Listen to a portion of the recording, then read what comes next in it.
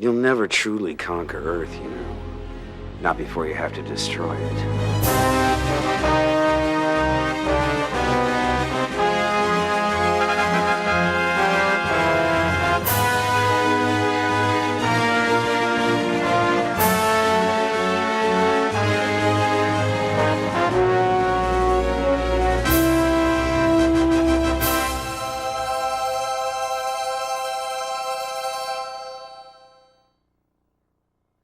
Persons and 7 grips, just to set one island in Virgil Harper's sets.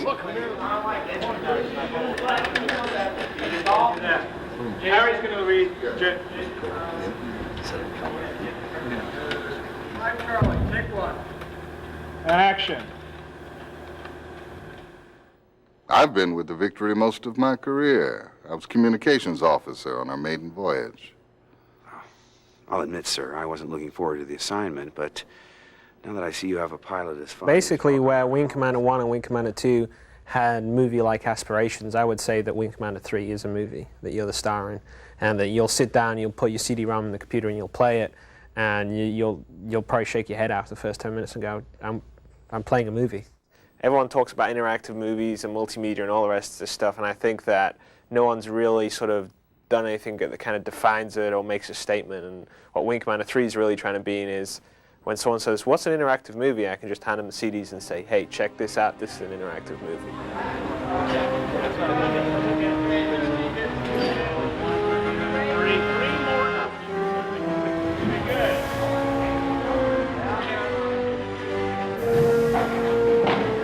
Meeting with Chris Roberts was very positive for me because he is Wing Commander. He created the game, he's going to be directing, and the way he explained it to me fascinated me even more.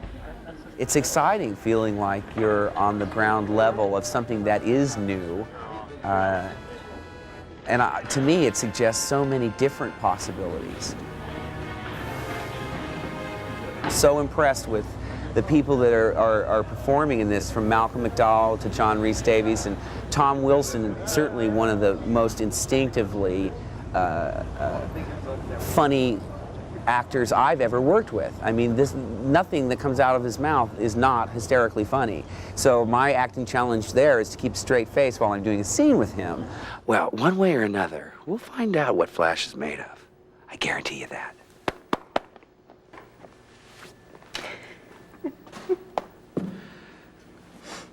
Isn't that the guy from Star Wars? 30 Apple, take one. How long was he behind me? For a long time. Thanks for telling me. Oh, you're welcome. Guess what I'm wearing under this? I don't even want to know. Come on, guess. No.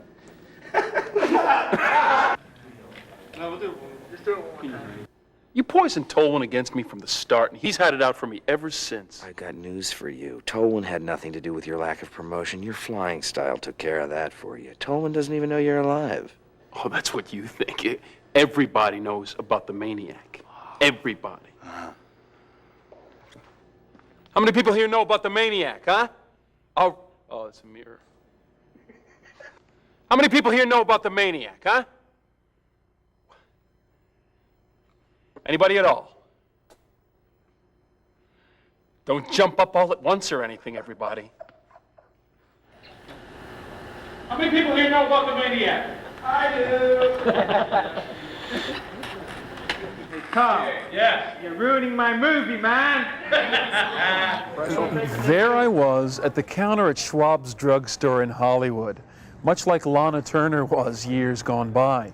And Chris Roberts comes up and says, hey, how about being in an interactive CD-ROM, computer sort of entertainment-styled game film experience? My first reaction, of course, was to say, what? But no, then I agreed to do it. It's a lot of fun, actually. It's a very interesting thing for me, who's done, a lot of feature films and a lot of different kinds of entertainment, to actually come in to the world of this interactive computer stuff. Very interesting. I've done a lot of green screen works, so I'm sort of used to it. I think it's really interesting to watch, actually. Through the monitor, you can see what the ship looks like, and then It's just pretending. Now you're climbing ladders that lead to nowhere, and yet if you look down on the monitor, you've got your ship right there. It's the very essence of what actors do. We pretend.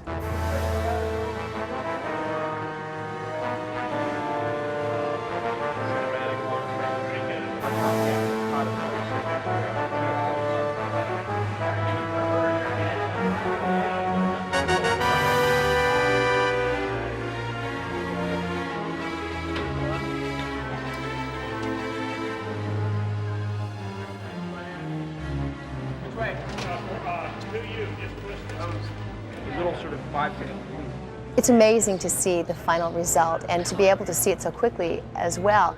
You know, I'm imagining myself out there with just a green screen, and then I go in and look at the footage, and everything is there, and it's just unbelievable. I was very attracted to the character. I loved Rachel. She's spunky, she's feisty, she's a mechanic. I wasn't quite sure what to expect, and it's been a pleasant surprise. I think any reservations I had were about shooting a scene with several different endings, and depending on how you play the game, who dies, how I feel about all of these different people at different times was a little frightening, a little challenging. I think that it's challenging as far as the way scenes are shot. Normally on a shoot, you have a couple of actors, and the scenes are done back and forth. You work on one scene. Banker, take one. This is shot primarily from one angle, and all of the different scenes consecutively, and then you turn around and shoot the other way. So at times, I've been a little confused as to which scene I'm shooting. Are we going to expand upon that moment? Are we going to kick in the afterburners here? Oh, I must be out of my mind. I grew up with nothing but violets. Deep down, you're all creeps.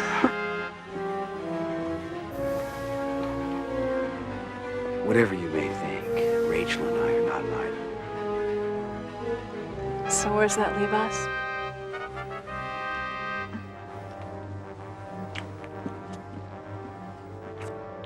Pilots, you'd rather crash and burn than make a commitment. I can't take the risk of getting involved with someone who might be on my wing. There's too much at stake.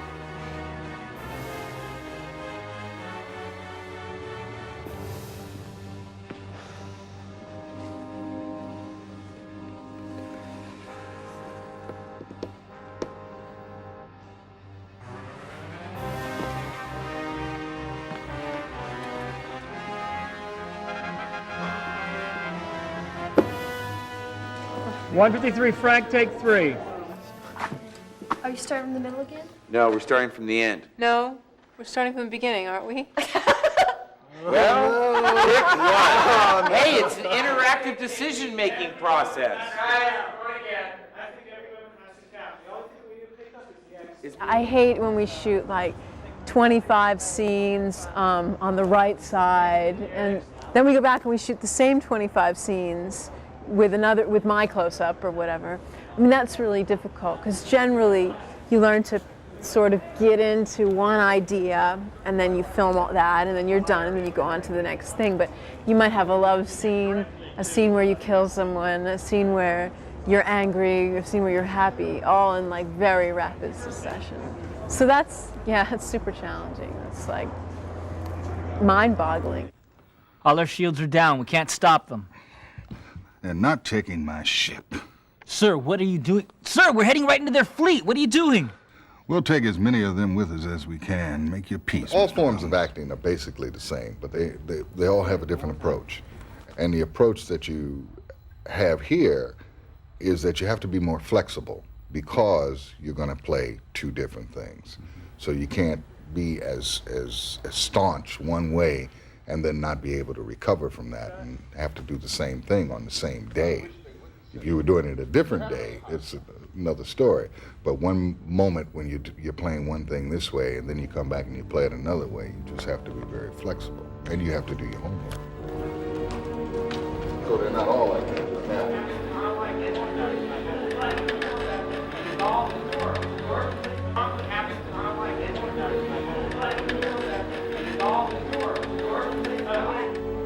These tectonic plates keep shuffling themselves like a thing. Basically, the truth of acting is in the listening. And when you have one set of possibilities, what the listening does is produce a response that is different each time. Now, with the interactive conversation, it goes to there and then it splits. One way, you're angry, your morale is high, you hit me. The other way, your morale is low, you don't hit me. And then it comes back again and continues. And because of the way, at the moment, people are shooting these things, they don't follow the different arcs all the way through in a different way. So what you as an actor have to do then is find a way of doing the end piece that works with that possibility and that possibility identically, which is interesting. You and I, Ape, have unfinished business. Now, I give you the chance. If you are a true warrior, you will take the challenge. You will see on your radar, I have sent my wingman off. The ancient test of courage is ours. The only limitations on it at present are the perennial limitations that we have in life, the limits of our own imaginations. One of the things that Chris has done for me is to open up a set of different possibilities.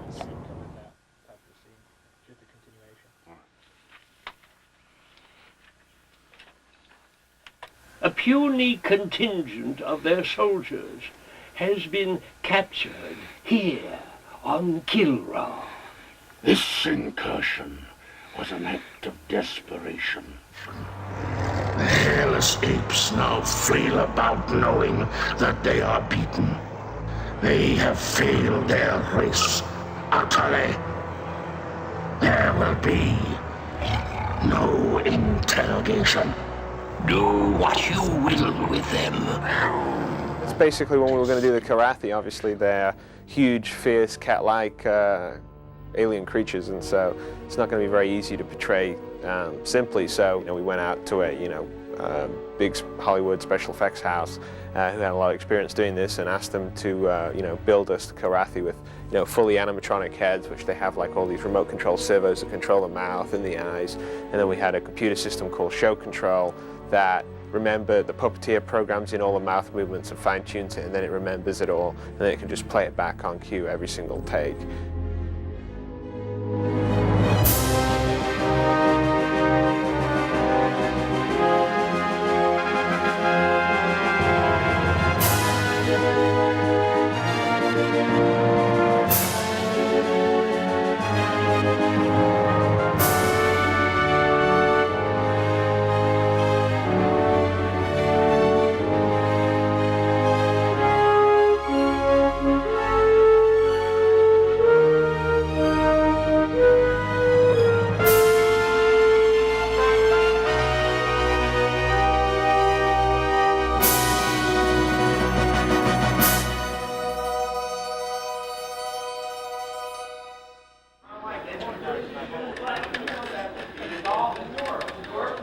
Then he'll settle. Okay, fine. So I'll do it off screen. I was intrigued indeed by the whole idea of doing this computer game, and I have a feeling that this is the way the movie business is going to go in the future. This may save the movie business, per se. I mean, they probably won't do it all blue screen or green screen. They'll mix it, with real sets, and then the more expensive sets that they can't possibly afford to do will be done in this way with computers. You just have your own little imagination going, that you're in the middle of this incredible starship, and out the window is another galaxy. So it's fun to do. It's fun. I'm doing Star Trek at the moment, and the movie of it, and actually they've built the sets. What we see here on computer, they've built, and they're up to $35 million. When I direct a project, I come up with the original concept and design, then I work with a lot of other bright, talented, creative people to sort of fulfill that sort of vision that I have for the project. And you know, so I'll work with programmers and artists and musicians, and so we'll sort of break the project down into its parts, and I'll say, look, here you're going to you know, go off and write the artificial intelligence for the bad guys. Here's my idea of what it should be like. And then usually the programmer will come back and say, here's the artificial intelligence, and you know, if things work out well, he's gone and done something that's, you know, 5 times better than I thought it was going to be, and 5 times better than I was expected it to be. And I go, whoa, that's really great. The combination of the graphics in the spaceflight and the graphics with the silicon graphics that we did with the interiors of the ship and with the live action and everything else will actually give you a really complete experience. There's no place in the game really where you feel like you're not actually there, like you're not actually on board the Victory and actually flying these missions.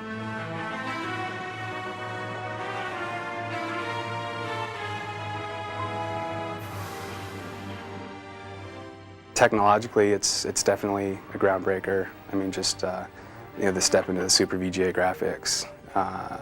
It's, you know, I mean, even to us developing it, it's impressive. You know, and it's actually a lot of fun for us to go into the game and play it. You know, so that with the 3D technology, it's really taking leaps and bounds, you know, as to what we've been able to do in the past.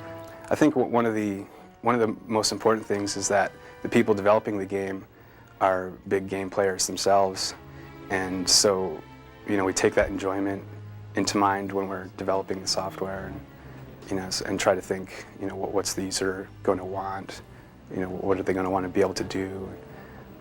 So I think that's an important thing. You look in Flanders.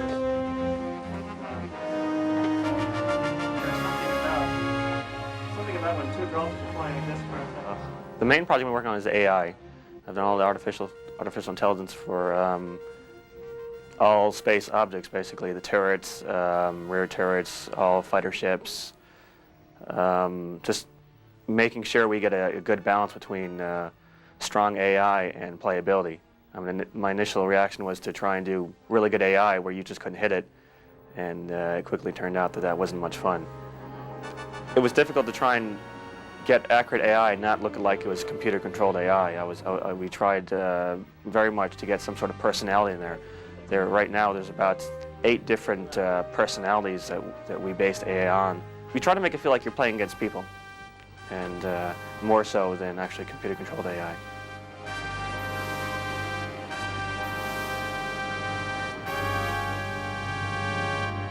It's been interesting because I'm sort of in the gray area. This game essentially is operated in 2 different poles. You have the movie side of things, and you also have the space flight. GameFlow kind of stands in the middle between those 2, uses elements of both and administrates both elements, but is still at the same time separate. And it's been interesting trying to design a single unified system to control all of that at the same time. I think Wing 3 is the ultimate extension of what we have been doing up to this point, having a spaceflight simulator with an interactive plot. I think it's just at the beginning of what is possible with interactive movies.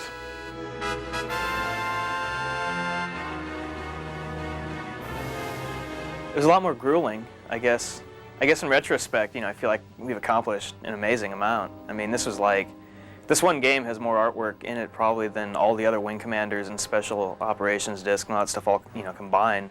You run into logistical difficulties when you're like working with a real model, in that you have to, you know, move cameras around and, you know, blow smoke out, and you only get, you know, 1 take, and if you screw up the 1 take, then you've got to do it again, and it costs an enormous amount of money. In our case, what we do is rather than going and constructing physical models, we go into the computer environment, which is, you know, it's a simulated 3D environment. You actually build a model, but you build it on the computer. So you actually have this full 3-dimensional object, you know, with paint and lighting on it and everything, but it only exists, you know, in the computer's memory. And then where it becomes a benefit to you is that once you have that thing built in the memory, you can do pretty much anything you want to with it.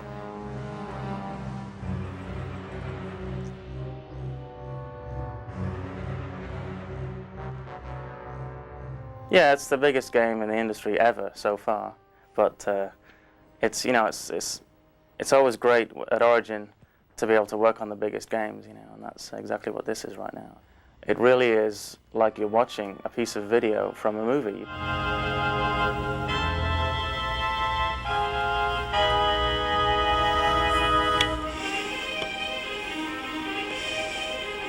my whole theory behind film scoring, and this really is more like film scoring, I think, than writing for a game per se, even though it is called a game. My whole philosophy behind that is the music shouldn't interfere with what's going on.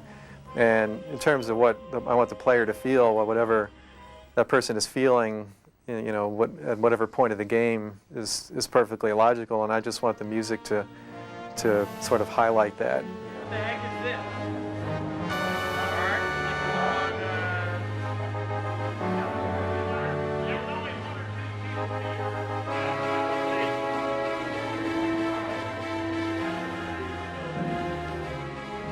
I know that everyone out there wants to do this. I'm not sure whether they know how to do it right, just like we probably don't know how to do movies right. So I think the best answer is they want to do it, and if we want to do their stuff, it's kind of we meet in the middle.